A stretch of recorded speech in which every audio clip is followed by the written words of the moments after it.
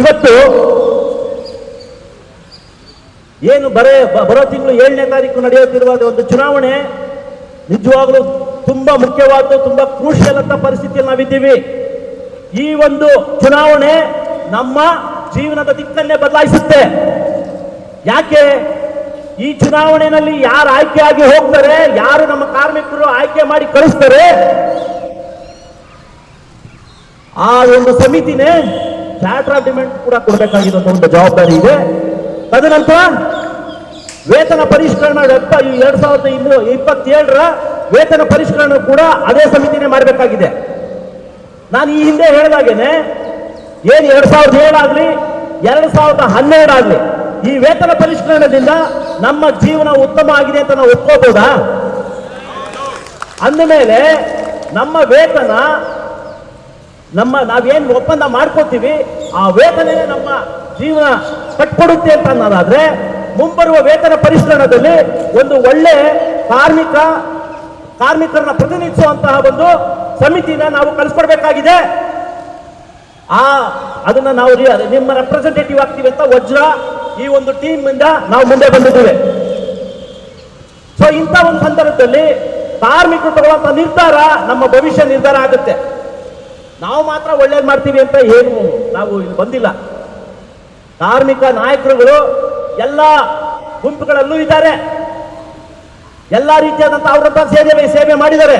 ಆದ್ರೆ ಇವತ್ತಿಗೆ ಈ ದಿನಕ್ಕೆ ನಮ್ಗೆ ನೀವು ಮ್ಯಾಂಡೇಟ್ ಕೊಡ್ಬೇಕು ಅಂತ, ಜನಾದೇಶ ಕೊಡ್ಬೇಕು ಅಂತ ನಾವು ಯಾಕೆ ಇಷ್ಟು ಜೋರಾಗಿ ಗಟ್ಟಿಯ ದನಿಯಲ್ಲಿ ನಾವು ಕೇಳ್ತಾ ಇದ್ದೀವಿ ಅಂತಂದ್ರೆ 2012ರ ವೇತನ ಪರಿಷ್ಕರಣಾ ದಿವಸ ಏನ್ ಮ್ಯಾನೇಜ್ಮೆಂಟ್ ಅಥವಾ ಚೇರ್ಮನ್ ನಾವು ಮೀಟ್ ಮಾಡಿ ಅವತ್ತು ಮಾತುಕತೆ ಮಾಡಬೇಕಾಗಿತ್ತು. ಅವತ್ತಿಂದನೇ ನಮ್ಮ ವಿರುದ್ಧ ಷಡ್ಯಂತ್ರ ರೂಪಿಸಿ ಏನ್ ಪ್ರೊಪಗೇಟ್ ಮಾಡಿ ನಮ್ಮನ್ನ ಕಾರ್ಮಿಕರಿಂದ ದೂರ ಮಾಡಿದ್ರು. ತದನಂತರ ಗೆದ್ದು ಬಂದಂತವ್ರು 2017ರ ವೇತನ ಪರಿಷ್ಕರಣೆ ಏನ್ ಮಾಡಿದ್ದಾರೆ ಅಂತ ನಮ್ಗೆಲ್ಲರೂ ಗೊತ್ತಿದೆ ಸ್ನೇಹಿತರೆ. ನಮಗ್ ಬೇಕಾದನ್ನ ನಾವು ತುಂಬಾ ನಿರೀಕ್ಷೆ ಇಟ್ಟು ನಾವು ಕೊಟ್ಟಂತದ್ದು.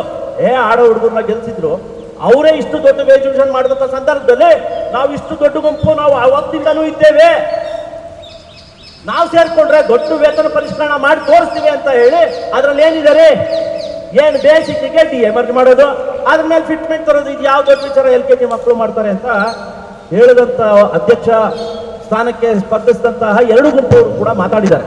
ಫೈನಲ್ ಆಗಿ ಏನು ನಮ್ಮ ರಾಜ್ಯೋತ್ಸವ ಮಾಡಿದಂತ ಸಂದರ್ಭದಲ್ಲಿ ಆಯ್ಕೆ ಆದಂತ ಅಧ್ಯಕ್ಷರು ಹೇಳ್ತಾರೆ, ತಲೆ ಕೆಡಿಸ್ಕೋಬೇಡಿ, ವೇತನ ಪರಿಷ್ಕರಣೆ ಒಳ್ಳೇದಾಗುತ್ತೆ, ನಾವು ಆಡಿಟ್ನ ಇಟ್ಕೋತೀವಿ ಅಂತ. ಏನ್ ಮಾತಾಡ್ತೀರಾ? ಆಡಿಟ್ನ ಇಟ್ಕೊಂಡು ವೇತನ ಪರಿಷ್ಕರಣೆನ ಇವರು ನೆಗೋಷಿಯೇಟ್ ಮಾಡ್ತಾರಂತೆ. ಆಡಿಟರ್ ಇರೋದೇನಕ್ಕೆ? ಏನ್ ನೆಗೋಸಿಯೇಷನ್ ಗೊತ್ತಾ ಅವ್ರಿಗೆ? ನಮ್ಮ ಭಾವನೆ ಗೊತ್ತಾ ಅವ್ರಿಗೆ? ನಾವೇನ್ ಕೆಲಸ ಮಾಡ್ತೀವಿ ಗೊತ್ತಾ? ಕಾರ್ಮಿಕರಾಗಿ ನಾವು ಏನೆಲ್ಲ ನಾವು ಬದಲಾಯಿಸ್ತೀವಿ, ಈ ದೇಶನೇ ನಮಗೆ ಬದಲಾಯಿಸೋ ಶಕ್ತಿ ಇದೆ ಅಂತ ಅವ್ರಿಗೇನಾದ್ರೂ ಗೊತ್ತಿದ್ಯಾ? ಲೆಕ್ಕಾಚಾರ ನೋಡ್ತಾರೆ, ಲೆಕ್ಕ ಸರಿ ಇಲ್ಲ ಅಂತಂದ್ರೆ ಒಂದು ಆಡಿಟ್ ಅಬ್ಜೆಕ್ಷನ್ಸ್ ರೈಸ್ ಮಾಡಿ ಹೋಗ್ತಾರೆ, ಬಿಟ್ರೆ ನೆಗೋಸಿಯೇಷನ್ ಅಂದ್ರೆ ನಾನು ಯಾಕೆ ಹೇಳ್ತಾ ಇದ್ದೀನಿ ಅಂತಂದ್ರೆ ಈ ತರ I am sorry to say this, ನಮ್ಮ ಅಧ್ಯಕ್ಷರಾಗಿ ನಮ್ಮನ್ನ ರೆಪ್ರೆಸೆಂಟ್ ಮಾಡ್ತಿದ್ದರು ಇಂಥ ಕೀಳು ಮಟ್ಟದಲ್ಲಿ ಮಾತಾಡ್ತಾರೆ. ಅದು ಯಾರನ್ನ ಚೇರ್ಮನ್ ಪಕ್ಕದಲ್ಲಿ ಕೂಡಿಸ್ಕೊಂಡು ವೇದಿಕೆಯಲ್ಲಿ ಈ ತರ ಮಾತಾಡಿದ್ರೆ ಯಾರಿಗೆ ಕೊಡ್ತಾರೆ ವೇತನ ಪರಿಷ್ಕರಣೆ? ಒಳ್ಳೆ ವೇತನ ಆಗುತ್ತಾ? ಸ್ನೇಹಿತರೆ, ಯಾವ್ದಾದ್ರೂ ಗುಂಪು ಮುಂದೆ ಬಂದಂತ ಅದು 17 ವೇತನ ಪರಿಷ್ಕರಣೆ ನಾವೇನ್ ಬಿಡಿಸಿ ಹೇಳುವಂತ ಅವಶ್ಯಕತೆ ಇಲ್ಲ, ಏನೇನಾಗಿದೆ ಅಂತ ಎಲ್ಲರಿಗೂ ಗೊತ್ತಿದೆ. ತದನಂತರ ಬಂದಂಥದ್ದು ಇದಕ್ಕೆ ನಾವು ಪಾರ್ಟಿನೇ ಅಲ್ಲ ಅಂದ್ಬಿಟ್ರು. ಬಾಲಸುಬ್ರಹ್ಮಣ್ಯ ಕುಮಾರ್ ಸರ್ ಹೇಳಿದ್ರು ಏನಂತ, ಒಳ್ಳೇದಾದ್ರೆ ನಮ್ದು ಅಂತ ಸೈನ್ ಹಾಕ್ತಾರೆ, ಒಳ್ಳೇದಾಗಿಲ್ಲ ಅಂತಂದ್ರೆ ಮೆಟ್ರೋ ಹೊತ್ಕೊಂಡು ವಾಪಸ್ ಹೊಡೆದು ಬಿಡ್ತಾರೆ ಅಲ್ವಾ? ವಾಪಸ್ ಬಂದು ನಾನ್ ಪಾರ್ಟಿನೇ ಅಲ್ಲ, ವೇತನ 2017ರ ವೇತನ ಪರಿಷ್ಕರಣಕ್ಕೆ ನಾನು ಪಾರ್ಟಿ ಅಲ್ಲ ಅಂತ ಹೇಳಿ ನಮ್ಗೆ 25-30 ವರ್ಷದಿಂದ ನಮ್ಗೆ ಪ್ರೆಸಿಡೆಂಟ್ ಜನರಲ್ ಸೆಕ್ರೆಟರಿಗೆ ನಮ್ಗೆ ಅವಕಾಶ ಕೊಟ್ಟಿಲ್ಲ. ಪೂರ್ತಿ ಟೀಮ್ ನಾವು ನಮ್ಮನ್ನು ಆಯ್ಕೆ ಮಾಡಿದ್ದೆ. ಆದ್ರೆ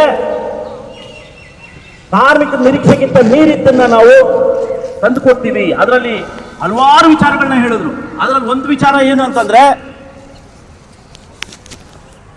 ವೇತನ ಪರಿಷ್ಕರಣ.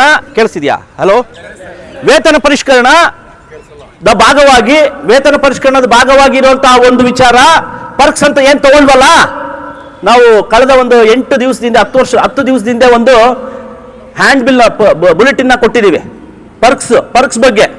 2012ರದ ಹಾಗೇ ಮುಂದುವರೆದಿದ್ದಿದ್ರೆ ಯಾವ ಸ್ಥಿತಿಯಲ್ಲಿ ಇರ್ತಿದ್ವಿ ಇವತ್ತು ಅಂತ ನಿಮಗೆಲ್ಲ ತಿಳಿದಿದೆ. ನಾವೊಂದು ಫಾರ್ಮುಲಾನು ಕೂಡ ಕೊಟ್ಟಿದ್ದೀವಿ.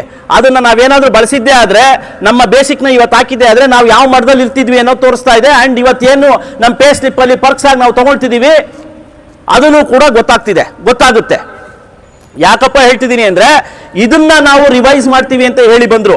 35% ನಾವು ತಂದು ಕೊಡ್ತೀವಿ ಅಂತ ಹೇಳಿದ್ರು. ಇದು ಒಂದಾದರೆ, ಗೆಲ್ಲೋದಿಕ್ಕೆ ಇವರು ಹೂಡಿದ ತಂತ್ರಗಳು, ಹೇಳಿದ ಸುಳ್ಳುಗಳು ಯಾವ್ಯಾವು ಅಂತ ನಾನು ಹೇಳ್ತಾ ಇರೋದು. 2010 1/8/2010 ನಂತರ ಯಾರ್ಯಾರು ಜಾಯ್ನ್ ಆದ್ರು ಅಡಿಷನಲ್ ಇನ್ಕ್ರಿಮೆಂಟ್ ಸಿಕ್ಕಿಲ್ಲ. ಯಾವುದೇ ಒಂದು ವೇತನ ಪರಿಷ್ಕರಣೆ ಆದರೂ ಕೂಡ ಸೈನ್ಗೆ ಯಾರ್ಯಾರು ರೋಲ್ಸ್ ಅಲ್ಲಿ ಇರ್ತಾರೋ ಅವ್ರಿಗೆ ಎಫೆಕ್ಟ್ ಆಗುತ್ತೆ. ಮುಂದೆ ಅವ್ರಿಗೆ ಸ್ಕೇಲ್ಸ್ ಆಫ್ ಪೇ ಅಪ್ಲಿಕೇಬಲ್ ಆಗುತ್ತೆ. ಇದೇ ತಾನೇ ನಡೆದಿರೋದು. 92 ವೇತನ ಪರಿಷ್ಕರಣೆ ಆದಂಥ ಸಂದರ್ಭದಲ್ಲಿ ಸರಿ ಇಲ್ಲ ಅಂತ ಹೇಳಿದಾಗ ಏನು ಇಂಟ್ರಿಮ್ ರಿಲೀಫ್ ಕೊಟ್ಟಂತ ಸಂದರ್ಭದಲ್ಲಿ ವೇಜ್ ಡಿವಿಷನ್ ಆದ್ಮೇಲೆ ಅರಿಯರ್ಸ್ ವಾಪಸ್ ಕೊಡಬೇಕಾಗಿದ್ದು ಬಂತು. ಯಾಕಂದ್ರೆ ಇಂಟ್ರಿಮ್ ರಿಲೀಫೇ ಜಾಸ್ತಿ ಕೊಟ್ಟಿದ್ರು ಇವ್ರು ಮಾಡಿದ ವೇತನ ಪರಿಷ್ಕರಣೆಗಿಂತ. ಅಂತ ಒಂದು ಸಂದರ್ಭದಲ್ಲಿ ಓಡೋಗಿ ಇಲ್ಲ ತೊಂದರೆ ಆಗ್ಬಿಟ್ಟಿದೆ, ನಾವು ತಪ್ಪಾದ ಒಂದು ಒಪ್ಪಂದನ ಸೈನ್ ಹಾಕ್ಬಿಟ್ಟಿದೀವಿ ಅಂತ ಹೇಳಿ 2 ಇಂಕ್ರಿಮೆಂಟ್ ತಂದಿದ್ದು ಜ್ಞಾಪಕ ಇದೆಯಾ? ಸಪ್ಲಿಮೆಂಟರಿ ವೇಜ್ ಅಗ್ರಿಮೆಂಟ್ ಅಂತ ಒಂದು ಮಾಡಿದ್ರು. ಅದು ರೋಲ್ಸ್ ಅಲ್ಲಿ ಇದ್ದವ್ರಿಗೆ ಮಾತ್ರ ಕೊಟ್ಟಿದ್ದು, ನಂತರ ಬಂದವ್ರಿಗೆ ಕೊಟ್ರ ಅದನ್ನ. ಅದೇ ರೀತಿಯಾಗಿ ಪ್ರಮೋಷನ್ ಪಾಲಿಸಿ ಅಂತ ತಗೊಳ್ಳಿ, ಒಂದು ಕಟ್ ಆಫ್ ಡೇಟ್ ಅಂತ ಇರುತ್ತೆ. ನೀವು ಯಾವುದೇ ಒಂದು ವೇತನ ಪರಿಷ್ಕರಣೆ ತಗೊಳ್ಳಿ, ಕಟ್ ಆಫ್ ಡೇಟ್ ಅಂತ ಇರುತ್ತೆ. ಅಂಥದ್ದನ್ನ ನಾನು ಮಾಡ್ಕೊಡ್ತೀನಿ, ರೇಣುಕಾ ಹಾಳು ಮಾಡ್ಕೊಟ್ಬಿಟ್ಟ, ಅಡಿಷನಲ್ ಇನ್ಕ್ರಿಮೆಂಟ್ ನಿಮಗೂ ಬರಬೇಕಿತ್ತು ಅಂತ ಸುಳ್ಳು ಹೇಳಿ ಗೆದ್ರು. ಇವತ್ತಿನವರೆಗೂ ಮಾಡಿದಾರಾ? ಇವತ್ತಿನವರೆಗೂ ಮಾಡೋ ಪ್ರಯತ್ನ ಮಾಡಿಲ್ಲ. ಯಾಕಿದನ್ನ ನಾನು ಪ್ರಸ್ತಾಪಿಸ್ತಿದ್ದೀನಿ ಅಂತಂದ್ರೆ, ಆ ಕಾರ್ಮಿಕ ಸ್ನೇಹಿತರು ನನ್ನನ್ನು ಬಂದು ಕೇಳಿದ್ರು, ಇದೇ ವೇದಿಕೆಯಲ್ಲೇ ಬಂದು ಕೇಳಿದ್ರು ನನ್ನನ್ನ, ಸರ್ ನೀವು ಹೂ ಅನ್ನೋದಾದ್ರೆ ನಮ್ಮ ಎಲ್ಲ ಮತಗಳು ನಿಮಗೆ ಅಂತ. ಇಲ್ಲ ಆಗಲ್ಲ ಅಂತಂದೆ. ಅವತ್ತು ಆಗೋದಿಲ್ಲ ಅಂತ ಹೇಳಿದ್ದೀನಿ ನಾನು. ಅವತ್ತು ಆಗೋದಿಲ್ಲ ಅಂತಂದ ಸಂದರ್ಭದಲ್ಲಿ ಅವ್ರು ಹೇಳಿದ್ದೆ ಮಾತೇನಂದ್ರೆ, ಸರ್ ಅವರು ಒಪ್ಪಿದ್ದಾರೆ ಮಾಡ್ಕೊಡ್ತಾರೆ ಅಂತ. ಅವ್ರು ಹೇಗೆ ಹೇಳ್ತಾರೆ? ಅವರು ಯಾವುದು ವೇಜ್ ಅಂಡ್ ರಿವಿಷನ್ನ ಸೈನ್ ಹಾಕಿದವ್ರಲ್ಲ. ಅವರು ಸಿಕ್ಕಂತ ಒಂದು ಅವಕಾಶನೂ ಕೂಡ ಸೈನ್ ಹಾಕದೆ ವಾಪಸ್ ಬಂದಿರೋರು. ನಾನು 6 ವೇಜ್ ರಿವಿಷನ್ನ ನಾನು ಸೈನ್ ಹಾಕಿರೋನು. ನಾನು ಬಾಯಿ ಬಂದಂಗೆಲ್ಲ ಸುಳ್ಳು ಹೇಳೋಕ್ಕಾಗೋದಿಲ್ಲ. ನಾನು ಏನಾದರೂ ನಿಮ್ಮ ಮುಂದೆ ನಾನು ಮಾತು ಕೊಟ್ಟಿದ್ದೆ ಆದರೆ ಅಟ್ಲೀಸ್ಟ್ ನಾನು ಪ್ರಯತ್ನ ಆದರೂ ಮಾಡಿ ಫೈಲ್ ಆಗಬೇಕು. ಇದು ಪ್ರಯತ್ನ ಮಾಡುವಂಥದ್ದು ಅಲ್ಲ, ಸಾಧ್ಯ ಇಲ್ಲ ಅಂತ ಹೇಳಿದ್ದು ನಿಜ. ಆದರೆ ಹಾಗಾದರೆ ಅವ್ರು ಇದು ಭರವಸೆ ಕೊಟ್ಟಿದ್ದಾರೆ ಅಂದರೆ ದಯವಿಟ್ಟು ಅವ್ರಿಗೆ ವೋಟ್ ಮಾಡಿ ಅಂತಲೇ ಹೇಳಿದೆ. ಅವತ್ತು ನೇರವಾಗಿ ಹೇಳಿದ್ದೀನಿ. ಇಲ್ಲಿವರೆಗೂ ಕೂಡ ಹಲವಾರು ಬಾರಿ 6 ಬಾರಿ 7 ಬಾರಿ ಹೋಗಿದ್ದಾರೆ. ಇವತ್ತು ಹೇಳ್ತಾರೆ ನಾನು ಬೇರೆಯವ್ರ ಥರ ಎಲ್ಲನೂ ಕೂಡ ಆಗಲ್ಲ ಅಂತ ಹೇಳಲ್ಲ ರೀ. ನಾವಿರೋದೇ ಭರವಸೆ ಮೂಡ್ಸೋಕ್ಕೆ. ಭರವಸೆ ಮೂಡಿಸ್ತಾ ಇಲ್ಲ, ನೀವು ಸುಳ್ಳು ಹೇಳ್ತಾ ಇದ್ದೀರಾ. ಕಾರ್ಮಿಕರಿಗೆ ಮೋಸ ಮಾಡ್ತಿದ್ದೀರಾ. ನಾನು ಈಗಲೂ ಹೇಳ್ತಾ ಇದ್ದೀನಿ ಕೇಳಿ. 1/8/2010 ಮತ್ತೆ 1/1/2012 ಯಾರು ಕಾರ್ಮಿಕ ಸ್ನೇಹಿತರು ಬಂದು ಸೇರಿದ್ರು ಅವ್ರು ಈಗಲೂ ಕೂಡ ಹೇಳ್ತಾ ಇದ್ದಾರೆ, ದಯವಿಟ್ಟು ಏನಾದರೂ ಮಾಡಿಕೊಡಿ, ನಿಮ್ಮ ಮೇಲೆ ನಾವು ಭರವಸೆ ಇದೆ, ನೀವು ಹೂ ಅಂದರೆ ಏನಾದರೂ ಒಂದು ಆಗುತ್ತೆ ಅಂತ. ನಾನು ಹೇಳ್ತಾ ಇದ್ದೀನಿ, ವೇತನ ಪರಿಷ್ಕರಣದ ರೂಪದಲ್ಲಿ ನನಗೆ ಗೊತ್ತಿಲ್ಲ ಸಾಧ್ಯ ಆಗುತ್ತೆ ಇಲ್ಲ ಅಂತ. ನಾವು ಏನೋ ಒಂದು ಪ್ರಯತ್ನ ಮಾಡ್ತೀವಿ. ಇವತ್ತು ಕೂಡ ನಾನು ಯೋಚನೆ ಮಾಡೋಕ್ಕಾಗಿಲ್ಲ ಏನು ಮಾಡಬೇಕು ಅಂತ. ಯಾವುದೋ ಒಂದು ರೂಪದಲ್ಲಿ ಇವತ್ತು ನಾನು ಅವ್ರಿಗೆ ಹೇಳೋದೇನೆಂದರೆ, ಯಾವುದೋ ಒಂದು ರೂಪದಲ್ಲಿ ತಂದುಕೊಡೋ ಪ್ರಯತ್ನ ಮಾಡ್ತೀವಿ.